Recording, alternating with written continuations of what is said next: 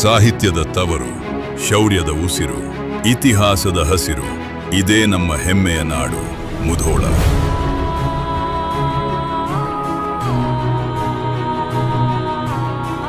ಇದು ಬರೀ ಮಣ್ಣಲ್ಲ, ಕವಿ ಚಕ್ರವರ್ತಿ ರನ್ನನ ಸಾಹಿತ್ಯದ ಘಾಟು ಪಸರಿಸಿದ ಪವಿತ್ರ ಭೂಮಿ. ಸಾಹಸ ಭೀಮ ವಿಜಯ ಬರೆದು ಕನ್ನಡ ಸಾಹಿತ್ಯ ಲೋಕದಲ್ಲಿ ಅಮರನಾದ ಮಹಾಕವಿ ರನ್ನನ ಜನ್ಮಭೂಮಿ ಈ ಮುಧೋಳ.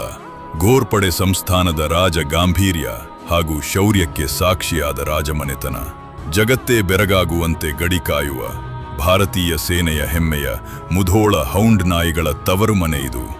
ರಾಷ್ಟ್ರಕೂಟರ ವೈಭವ ಸಾರುವ ಲೋಕಾಪುರದ ಶ್ರೀ ಲೋಕೇಶ್ವರ ದೇವಾಲಯ, ರಟ್ಟ ರಾಜವಂಶಸ್ಥರು ನಿರ್ಮಿಸಿದ ವಿಶಾಲವಾದ ಮಂಟೂರದ ರಟ್ಟ ಸಮುದ್ರ ಕೆರೆ.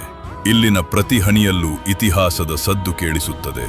ಕಲ್ಯಾಣಿ ಚಾಲುಕ್ಯರ ವಾಸ್ತುಶಿಲ್ಪದ ಕಿರೀಟ, ಘಟಪ್ರಭಾ ತೀರದಲ್ಲಿ ನೆಲೆಸಿದ ಮಾಚಕನೂರಿನ ಅಧಿಪತಿ ಶ್ರೀ ಹೊಳೆಬಸವೇಶ್ವರನ ಪವಿತ್ರ ಸನ್ನಿಧಿ, ಭಕ್ತಿಯ ಶಿಖರ, ಧರ್ಮದ ತಾಣ, ಸಿಹಿ ಕಬ್ಬಿನ ನಾಡು, ಸಕ್ಕರೆಯ ಕಾರ್ಖಾನೆಗಳ ಬೀಡು, ಸುಣ್ಣದ ಕಲ್ಲಿನ ನಿಧಿಯನ್ಸಧಿಯಿಂದ ಬೆಳೆದು ನಿಂತ ಬೃಹತ್ ಸಿಮೆಂಟ್ ಉದ್ಯಮ, ಕೃಷಿ ಮತ್ತು ಕೈಗಾರಿಕೆಯ ಸಮ್ಮಿಲನವೇ ಈ ನಮ್ಮ ಮುಧೋಳ.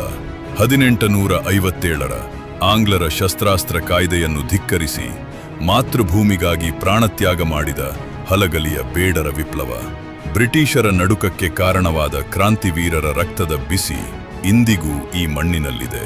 ಸಾಹಿತ್ಯದ ತವರು, ಶೌರ್ಯದ ಉಸಿರು, ಇತಿಹಾಸದ ಹಸಿರು. ಇದೇ ನಮ್ಮ ಹೆಮ್ಮೆಯ ನಾಡು, ಮುಧೋಳ.